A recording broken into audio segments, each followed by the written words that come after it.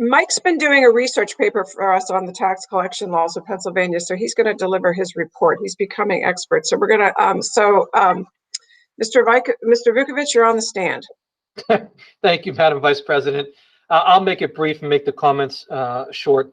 At this point in time, based on a law from 1945, we really have no authority or no power to change the rate of pay, either increase or decrease it. We had to do so prior to February 15th. We brought this forward on February 9th, unaware of this law. We just know we always did it in February. So after some research and some looking, we did find out there's a law passed in 1945 that says this pretty clearly. But as I went through deeper and found out, this has been an issue across the Commonwealth for quite some time with their rates, and some reforms needed. I think Ms. Leeper said it best when she referred to as that age's cyber issue, right? I think that was pretty apropos and pretty well stated. But as of right now, we are locked in, and we should move forward with planning a longer-term strategy of how we want to address this in the future. But right now, we really can't do anything. But we have 4 years from now to develop a plan where, if we follow through, we can't either increase or decrease. But there has to be some notice. Honestly, reforms needed, if you ask me. Maybe a county officer doing this would be the right thing to do. But one thing I learned through finding this is their lobbyists, their advocacy is pretty strong, and has precluded us from doing such so far, Madam Vice President. So that is a quick history. The rates speak for themselves, but we can go through them. But at this point, Madam Vice President, I find little value since we're locked in due to some archaic law from 1945. Yeah, and I think we'll hear from the committee, but I think we went over that the last meeting. I'm not an expert by any means on the tax collector statutes in the Commonwealth, but something rang in my ear from some cases we had in Indiana County. It's been 15, 20 years ago, and this whole issue came up as to whether you could pull the whole system into the county. Now, and that became, I guess, a very difficult issue. Similarly, I didn't read it real carefully, but there is a case out there that a school board did, in fact, somewhere, I can't even think of the school district, did, in fact, make a change to what they were doing in whatever the timely fashion was. And the guy who was elected, I guess, waived his right to collect taxes or something like that because he wasn't going to be able to make it.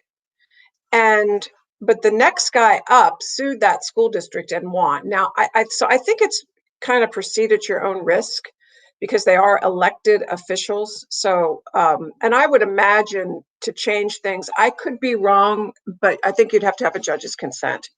So maybe not, but when you're elected, you're elected. It's you don't want to disrupt the vote. So that's where I think we are. So I'll open it up to the committee. I appreciate, the one last thing I wanted to say is I do think we're fortunate that we have 4 pretty good, great tax collectors. We have Mrs. Dunlop in Shalakta. We have Chantel Todd in Armstrong Township. We have Bill Lundstrom in Indiana Borough, and of course Jeff Mack in White Township. And I'm quite sure they still have significant numbers of people who still come right into their offices to pay their tax bill right then and there and get a receipt. So that requires a lot of interaction with our taxpayers. And I think that they handle things professionally and well. So I do think that's the upside. We've got people of very high quality. So if Cinda or Terry, if you would like to make a comment, please feel free. Okay, this is Terry.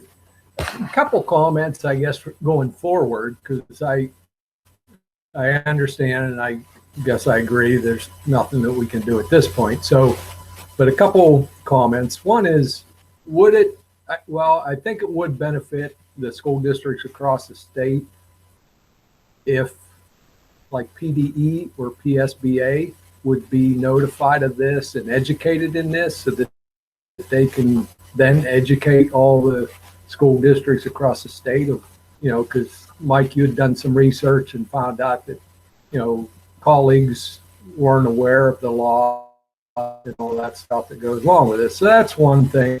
Definitely we want to put this on our calendar less than 4 years from now so that, so there's time to educate the board at that time, the and make some wise and good decisions at that point. And the last thing is, since this is is there any benefit to getting Senator Pittman and Representative Struzzi, have dialogue with them? That's my comments. Yeah, I agree with Madam everything Vice you President, said. if I could take that. Yeah, I was going to echo that, Madam Vice President. We have it on our calendar, our annual calendar now, to have it brought up much sooner than February. And two, I think we could reach out to not PSBA, but PASBO, the school business officials, and we could do some educating folks on here. And again, it seems like there's a history of schools wanting to do this, but then again, their group has precluded it from happening. And I think we could involve Senator Struzzi and Senator Pittman and learn from this and get better, because we don't want to hurt anyone. We want to be neighborly and learn from this, but we also want to be fair to the taxpayers involved as well. So this is something that's well on our radar. I would then say, if it's okay with Madam Vice President, on Monday, we bring this forward, we'll stick with the current rate because of the law that requires us to, and we'll plan for the long term, if that's okay with you, Madam Vice President. And I can handle the Senator Pittman, Senator Struzzi conversation as well. Okay. Yeah. I mean, I think that there's a lot to learn about this process. I also don't think that I think there's been case law that says that you can't necessarily bring this in under your district. So you've got to be I think that's the other hook. So there's lots of nooks and crannies, but when it comes to a tax collector, I sure think it's nice you can walk into their offices and speak with them, because, you try to talk to other taxing bodies or the utilities, like, Penelec or Verizon or something, you get onto these calls and you have to press one and do this and listen and and then you have to press things into your phone pad, and it's endless just to report a power outage. So there's ups and downs to it. Cinda, did you want to make a comment about this? The only comment is, I totally agree with everything that Terry said and what you've said so far. And I was just trying to find it quickly. I think Mike said February 15th. I think the law said, if I remember right, January 15th. So, and the last time this was done, it was brought before the board at the January 9th board meeting. So I'm thinking that maybe January 15th is the deadline date for changing anything. So I'll find it. That's all. I don't know. I thought that I read it was in February, but I could be mistaken. So, okay. So does anybody have an objection at the next, and then I'll open it up to the rest of the board for comments. Does anybody have any objection to getting this motion on the agenda on next Monday night? Okay, great. I know Walter, Tom, you're on. Would you like to say anything? Make any comments? Just real quick, Julian, you kind of answered the question. Was whether or not to have Mike set this up on the agenda for next week's board meeting.